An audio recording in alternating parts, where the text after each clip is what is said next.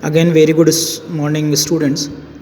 आज का हमारा जो टॉपिक है वही इन्फ्लेशन की टाइप्स पर है, काइंड्स ऑफ इन्फ्लेशन। उसमें हम इसने पहले जो पढ़ा था वो कॉजेज़ के आधार पर पढ़ा था कि कारणों के आधार पर मुद्रास्फीति, जिसमें हमने currency inflation, credit inflation, production based inflation, imported inflation, demand inflation, cost push inflation आदि के बारे में पढ़ा था। अब हाँ, आज हम बात करेंगे इन्फ्लेशन के प्रकार में सिचुएशन बेस्ड इन्फ्लेशन, यानी परिस्थितियों के आधार पर स्फीति। इसमें सबसे पहले जो है वो है वॉर टाइम इन्फ्लेशन। इसमें वॉर टाइम इन्फ्लेशन में देखिए, जब वॉर का टाइम होता है तो हम अनप्रोडक्टिव एक्सपेंसेस करते हैं, और अनप्रोडक्टिव एक्सपेंसेस करते हैं वो भी हम, इससे क्या होता है कि गुड्स एंड सर्विसेज की डिमांड बढ़ जाती है, तो इसे हम वॉर टाइम इन्फ्लेशन कहते हैं। इसके बाद है पोस्ट वॉर इन्फ्लेशन।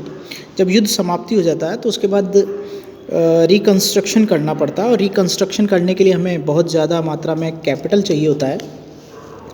तो बहुत ज़्यादा मात्रा में जब कैपिटल और इन्वेस्टमेंट किया जाता है तो उससे भी एक्सपेंडिचर बढ़ता है, और जो गुड्स एंड सर्विसेज है उसकी प्राइस बढ़ जाती है। तो इससे इन्फ्लेशन जो बनता है वो पोस्ट वॉर इन्फ्लेशन है, यानी युद्ध के समाप्ति के बाद का इन्फ्लेशन। आप देखिए IBRD यानी आपके वर्ल्ड बैंक की जो स्थापना हुई थी वो इसी आधार पर की गई थी युद्ध के पश्चात। इसके बाद तीसरा है पीस टाइम डेवलपमेंट इन्फ्लेशन, यानी पीस टाइम डेवलपमेंट इन्फ्लेशन हो गया जब सरकार आर्थिक विकास पर भारी मात्रा में व्यय करती है, यानी जब इकोनॉमिक डेवलपमेंट पे बहुत ज़्यादा व्यय किया जाता है तो शॉर्ट रन में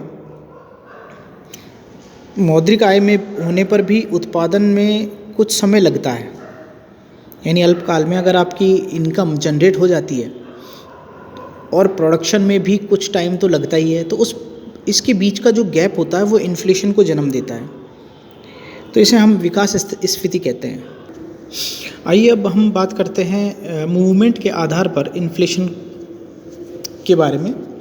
मूवमेंट के आधार पर इन्फ्लेशन, जब मूवमेंट यानी जो मूल्य बढ़ने की गति होती है, यानी जब कीमतें बढ़ती है तो वो किस गति से बढ़ती है उसके आधार पर भी हम इन्फ्लेशन को काउंट किया जाता है। इसमें सबसे पहला है क्रीपिंग इन्फ्लेशन। क्रीपिंग इन्फ्लेशन का मतलब होता है रेंगता हुआ या साधारण मुद्रा प्रसार। देखिए, रेंगता हुआ साधारण मुद्रा प्रसार, जब मूल्यों में वार्षिक वृद्धि, हम वार्षिक वृद्धि की बात करें, जब वो मूल्य में वार्षिक वृद्धि 0.5% से 1% के बीच में हो, 0.5% से 1% होता है, तो ये मुद्रा प्रसार बहुत धीरे धीरे चलता है, इसको बोलते हैं क्रीपिंग इन्फ्लेशन।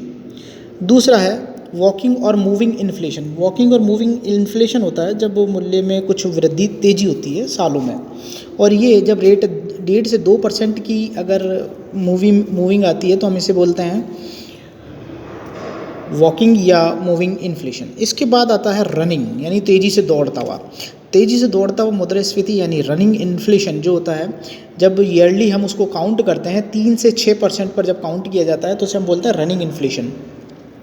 इसके बाद फोर्थ होता है आपका ग्लोपिंग इन्फ्लेशन, यानी उछलता कूदता मुद्रा प्रसार। ये वो दर है जब क्रीपिंग, वॉकिंग और रनिंग इन इन्फ्लेशन से भी बहुत तेज प्रत्याशित दर से जब मूल्यों में वृद्धि होती है, यानी ये मान लें कि जब मूल्य में वृद्धि 10% से अधिक हो, यहाँ मोर देन 10% है, ये जब 10% से ज़्यादा हो, मोर देन 10% से ज़्यादा हो, तब हम ये कहेंगे कि ये ग्लोपिंग इन्फ्लेशन है, यानी उछलता कूदता मुद्रा प्रसार है। यहाँ एक मैंने डायग्राम भी ये चार्ट किया है और उसको इस तरीके से बताया गया है कि यहाँ पर मैंने ईयर्स को लिखा है और यहाँ पर मैं मूल्यों में प्रतिशत वृद्धि यानी इंक्रीजिंग इन वैल्यू कर रहा हूँ।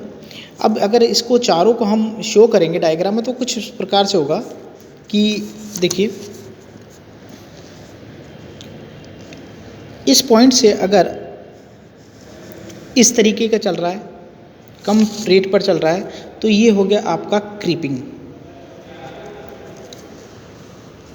ठीक है।